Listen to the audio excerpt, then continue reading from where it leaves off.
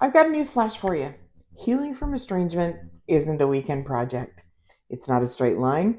It's definitely not for the faint of heart. It's messy, it's emotional. There's tons of conflicting information out there about what needs to be done, when it needs to be done, and how to do it. And no matter which one you choose, it's going to stretch you in ways you didn't even know you could stretch. But it is also the most freeing work you will ever do. I know this because I've lived it. I've been the mom, the daughter-in-law. I've lived through all of the phases of estrangement. In addition to that, I've also raised traumatized kids, and I've faced immense, heartbreaking family breaks. And I've spent years trying to make sense of all of it. And what I've learned from all of those experiences is there is no shortcut to peace. If you really want it, you're going to have to walk through the fire to get to the other side and claim it. So today I want to talk about what to really expect when you start getting serious about healing from estrangement. Because understanding the process is actually half the battle. And when you know what to expect and what's normal and that you're not going crazy, you can stop thinking that you're broken and start focusing on healing and getting towards that peace. So the first thing I want you to know is it's going to take a while, and that's okay. One of the biggest myths out there about healing from estrangement is that it's going to be a quick and easy process once you simply decide to let go and move on. Nope, that is not true, my friend. This isn't a 30-day challenge. This isn't a do this and you'll instantly feel better. It's going to be a long-term journey, and it unfolds in layers. The problems didn't just happen in an instant, and they're not going to be fixed in an instant either. The reason for that is you're not just grieving the loss of a person.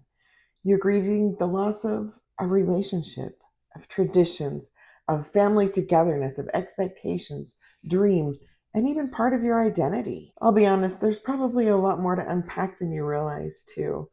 There's your stuff, there's their stuff, the stuff you inherited, the stuff you didn't even know was affecting you until everything blew up in your face, and then what we do about all of it. Plus, there's the lifetime of your own hidden, unhealed wounds that you've been dragging around behind you for many, many years. Healing is like peeling an onion.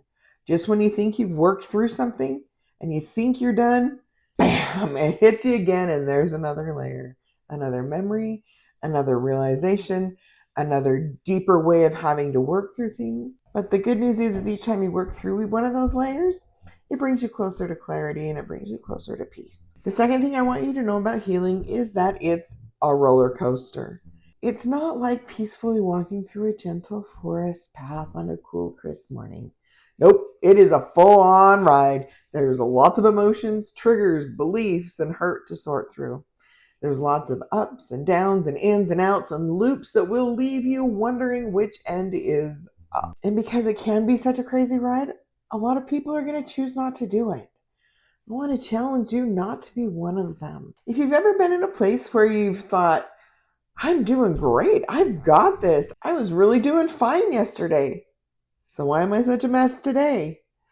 I promise you're not crazy. That is part of the journey.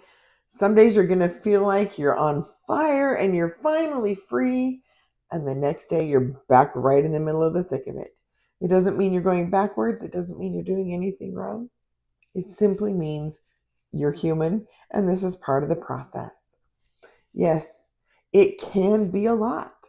I'll give it that. But every time you cycle through it and you work through those emotions, you're going to be processing something deeper, and that's progress, even if it doesn't always feel like it. The last thing I want you to know is that healing doesn't fix the past. It transforms you. Healing doesn't erase the damage or excuse what happened. It doesn't make anyone's bad behavior okay, and nor does it remove your responsibility to be accountable for what's on your side of the line and to fix what you can. What it does do is make it possible for you to do those things. It makes it possible for you to show up differently. It gives you the capacity to see yourself and also the other person with more clarity. It also gives you the strength to take that responsibility for what truly is yours, not more, not less, and do what you can to fix it without losing yourself or drowning in guilt and shame. No, healing doesn't mean that things are ever going to be the same again.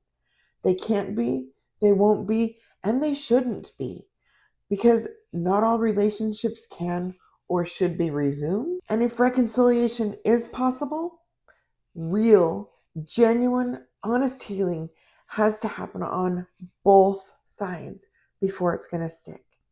And what happens on the end of that has to be completely different.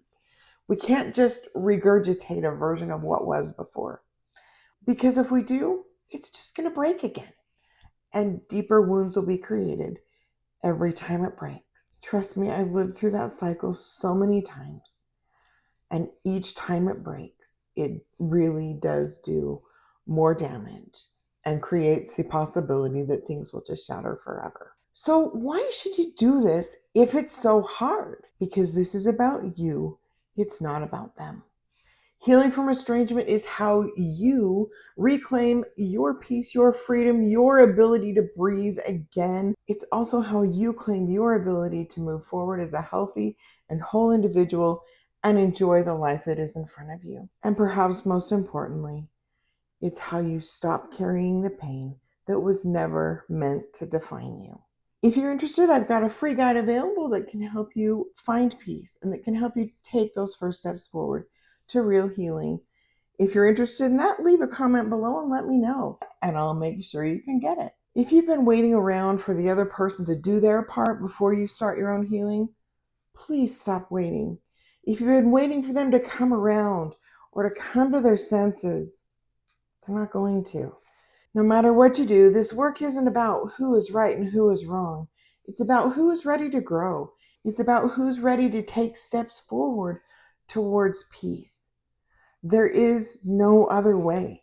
If you want things to feel better, if you ever want to have any hope that a reconciliation is possible, or if you want to finally put those things that make reconciliation impossible behind you, so you're not still dragging them around, the only way to make it happen is to go through that process. You can't go under it, you can't go over it, you can't go around it. You have to go through it. And I promise you, it is 100% worth it. If this is resonating with you, you might be wondering, where do I start? Just where is that starting point? Well, here's the truth. You actually start by stopping one big thing, and that is the blame game. I get it. Blaming all kinds of other things might feel justified. It might seem to make sense. Maybe you don't even realize that you're doing it. But I promise you, as long as blame is running the show, healing doesn't stand a chance. I talk more about this in this video right up here. Trust me, you're going to want to see just how much power you actually have once you drop the need to figure it all out, to assign blame, or to have somebody be responsible for all of it. Because then you can finally, truly start focusing on your peace. Check it out. I'll see you over there.